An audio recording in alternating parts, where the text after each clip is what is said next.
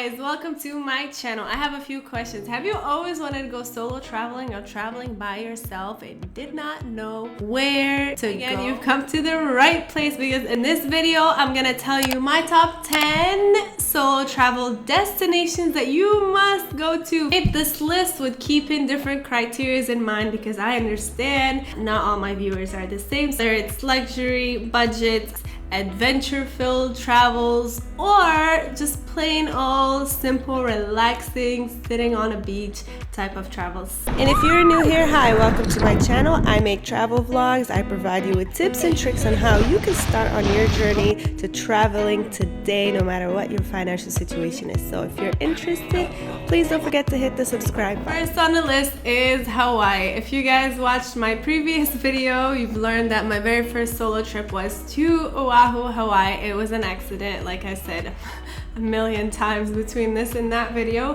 but I feel like even though it gets its stereotype for being a honeymoon destination, which is true, you can go there if you're a couple, you want to be on a honeymoon, or you have a family, you want to go on a family trip, but I think Hawaii is one of those places that you could also enjoy as a solo traveler. Communication is very important when you're traveling, and so when you are in Hawaii, it's good to know that everybody there speaks English. Number two, they use the US dollars. You can find directions to anywhere you want to go to online. I remember when I was there, I used the bus everywhere. Hawaii is amazing for a beach vacation. It's so rich in culture and history. It's so beautiful. And Hawaii also provides super luxurious accommodations and luxurious activities, but also there's many hostels and many budget-friendly alternatives. Japan! So I went to Tokyo and I love Japan. Tokyo is like, you feel like you're in a different world. I don't know how to explain it. You're literally in a different world. Japan is one of the very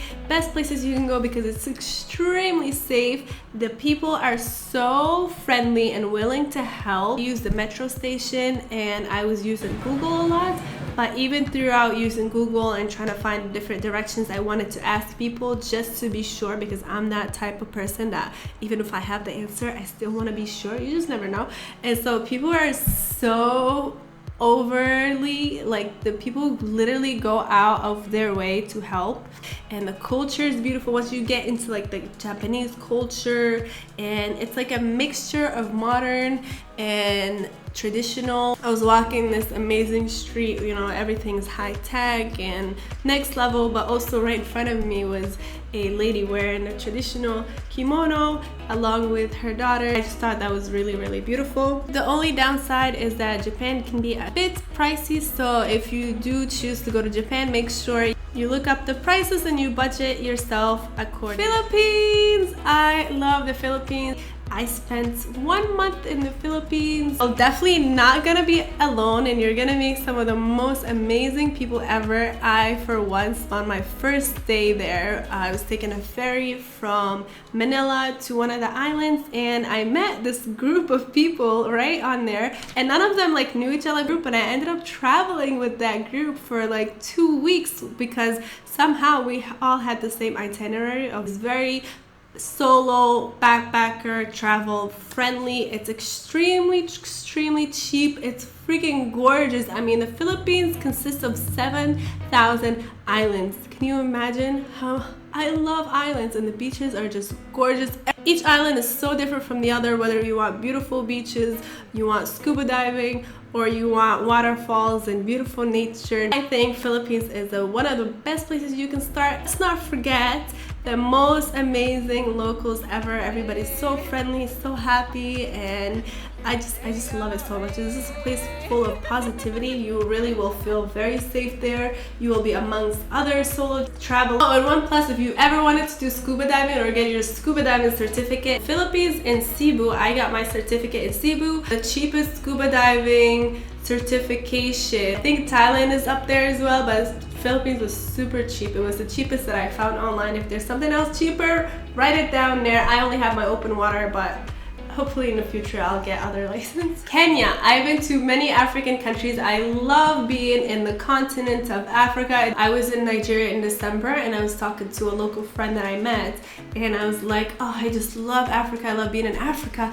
And he just looked at me and he was like, you know, Nigerians, when they do that. One of my best friends is Nigerian, so I picked up on a lot of lingo.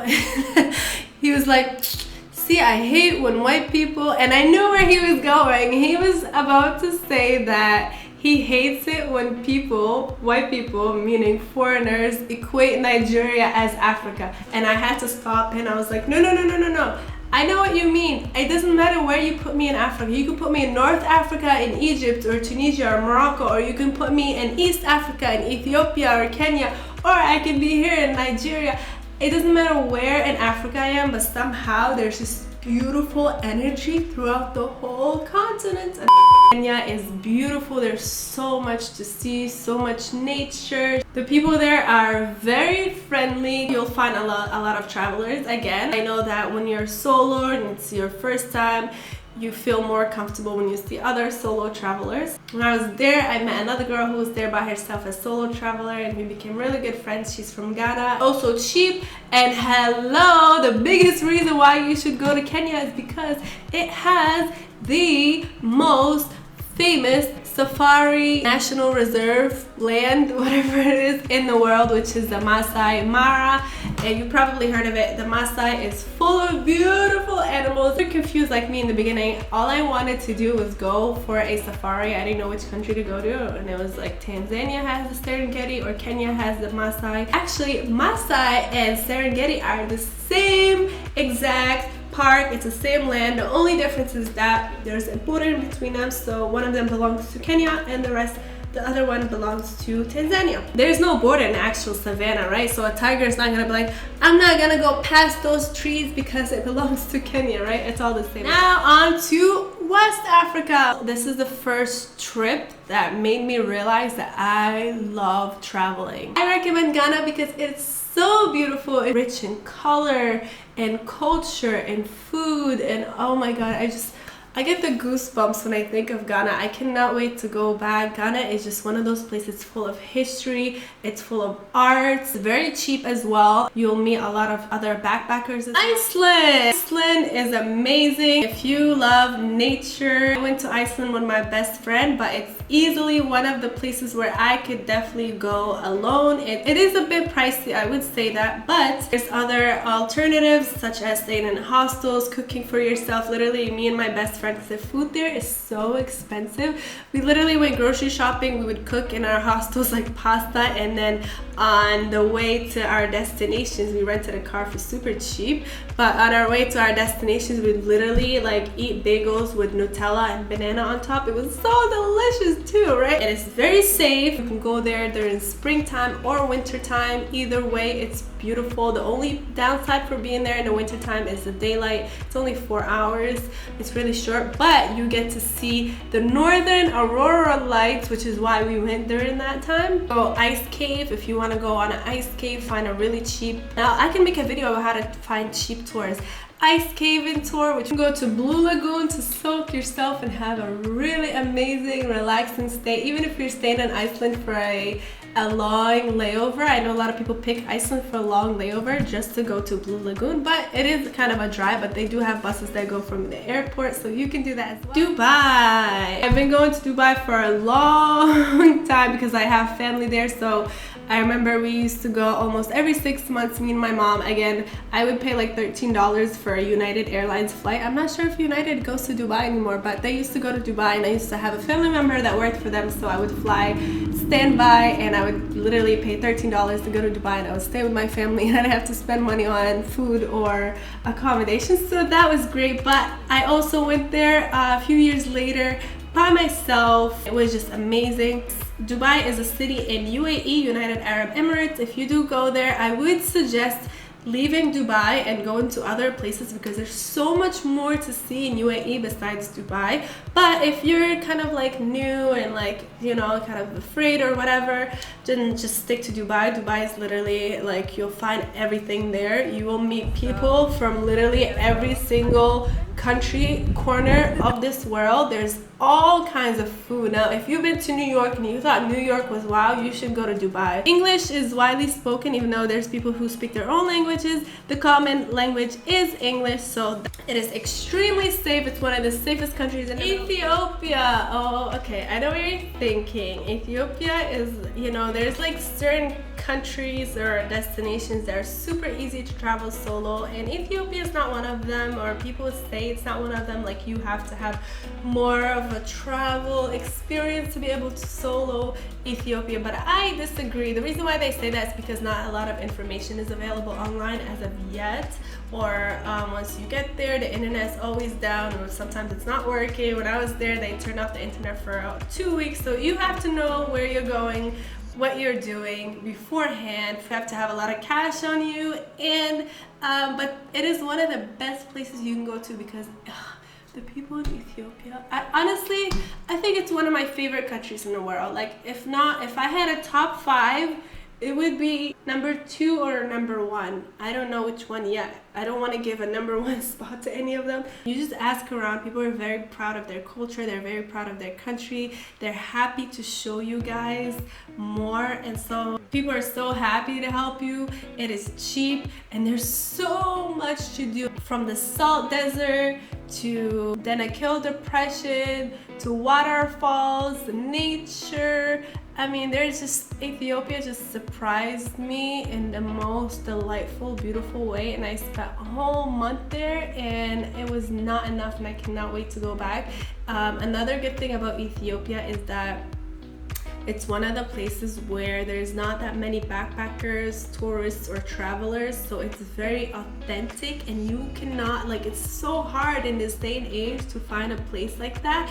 So I'm kind of feeling bad that I'm telling you guys this to go there, because I kind of want to keep it as a secret and just continue riding this wave until everybody gets there, because once tourists hit a country, it's never the same. If you want to have an authentic, beautiful experience, go to Ethiopia. Paris! Again, I know what you're thinking. Why would you go to a honeymoon romantic destination by yourself? Honestly, I feel like those stereotypes are out the window now. I mean, how beautiful is Paris? You get to go to the Eiffel Tower, you get to eat wonderful food, you get to see the love in the air, and Paris just has this mystic, beautiful energy. And the last one on my list is New York City. I mean, what other destination more perfect for a solo trip than New York City? First of all, you can blend in with the locals like that, and that's one of my secrets to getting through some solo travels, is try to blend in with the locals, because it would make your experience much easier, especially if it's a location that you don't feel like it's safe. But New York is fine. You just gotta be careful. Obviously, like any big city, there might be some pickpocketers here and there. You might think people are rude, but honestly, that's just how they are. Like, I lived in the East Coast for a long time, and I guess that's just how we are. And sometimes people think I'm rude. Sometimes I don't live there anymore, but you know, you just don't take it personal. It's not about you, it's about them, right? They're in that hustle mindset, that go, where they don't even have time to think about other people's feelings, I guess. I don't know if that's a bad thing or thing. Anyways, New York is very beautiful. It's gorgeous. There's so many museums. There's something for everybody. There's types of restaurants and food. There's always amazing events. The nightlife is crazy. I mean, it's New York City. There's, like, if you're into fashion, there's so much beautiful fashion inspiration. If you're into arts, you'll find arts. If you're into buildings, you'll find buildings.